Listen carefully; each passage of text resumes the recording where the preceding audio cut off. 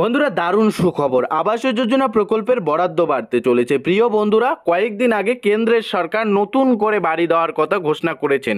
আর এরই মধ্যে আরও বড়সড় সুখবর উঠে এলো। বন্ধুরা, আপনারা প্রধানমন্ত্রী আবাস যোজনা প্রকল্পে যে পরিমাণ টাকা পেয়ে থাকেন, 1,20,000 টাকা দুটি কিস্তির মাধ্যমে, অর্থাৎ 60,000 টাকা করে 1,20,000 টাকা পেয়ে থাকেন। এবারে সেই টাকা বেড়ে 2 লক্ষ টাকা, অর্থাৎ বাড়ি বানানোর জন্য এবার আপনারা ব্যাঙ্ক অ্যাকাউন্টে 2 লক্ষ টাকা পাবেন।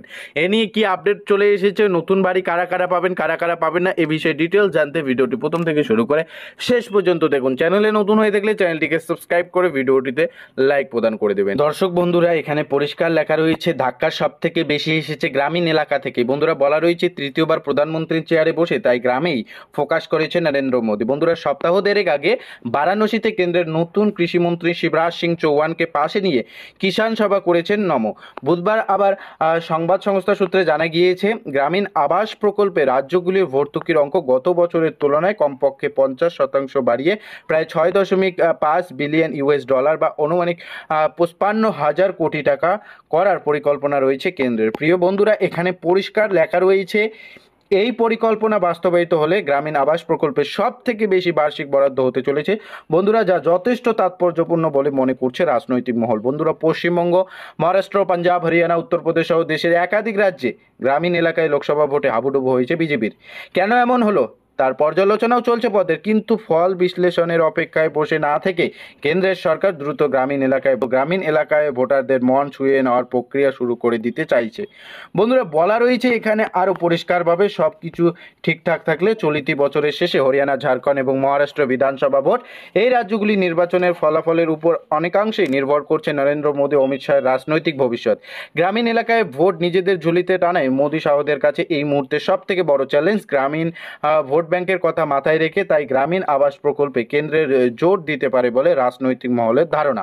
বন্ধুরা, এখানে বলা রয়েছে সূত্রের খবর, এবারে লোকসভা ভোটে গ্রামীণ এলাকায় বিজেপির ধাক্কা ক্ষয় শুধু নয়, সামগ্রিকভাবে দেশের গ্রামীণ অর্থনীতিতেও যথেষ্ট চিন্তায় রেখেছে কেন্দ্রকে। ফলে দ্রুত গ্রামীণ অর্থনীতি পুনর্জীবিত করতে না পারলে চলতি বছরের শেষ দিকে তিনি 3 রাজ্যের বিধানসভা ভোট বিজেপিকে যে বড়সড় খোসারত চোকাতে হবে সেটাও বিলক্ষণ জানেন মোদিরা। বলা রয়েছে সূত্রের খবর, গত 8 বছরে দেশে 2.6 কোটি দরিদ্র পরিবারে প্রধানমন্ত্রী আবাস যোজনার গ্রামীণ প্রকল্পের আয়ত্তায় এসেছে। আগামী কয়েক বছরের মধ্যে গ্রামীণ এলাকায় অতিরিক্ত 2 কোটি বাড়ি তৈরির লক্ষ্য নিয়েছে কেন্দ্র। যদিও মোদী সরকার এই পরিকল্পনাকে বিজেপির নতুন জমুলাবাজি বলে কটাক্ষ করছে তৃণমূল। বন্ধুরা, পরিষ্কার এখানে আরও বলা রয়েছে, দেখতে পাচ্ছেন সর্বশেষ আপডেটে বন্ধুরা লেখা রয়েছে, এখানে দেখতে পাচ্ছেন দলের মুখপাত্র শান্তনু সেনের কথায় আবাস যোজনা প্রকল্পে বাংলার প্রাপ্য বকেয়া টাকা এখনও মেটায়নি মোদী সরকার। সেটা আগে মেটাক, তারপর ওদের পরবর্তী পরিকল্পনার কথা শুনবো। যদিও বিজেপির রাজ্যসভা সাংসদ শ্রমিক ভট্টাচার্যের কথায় গ্রাম শহরের মধ্যে কোনো বিভেদ রেখা নয়, সবকে সাথ সবকা প্রয়াস সবকে বিকাশ, এই নীতিতেই চলছে কেন্দ্রের সরকার। বিরোধী সব কিছুর মধ্যে ভোট অঙ্ক খোঁজে।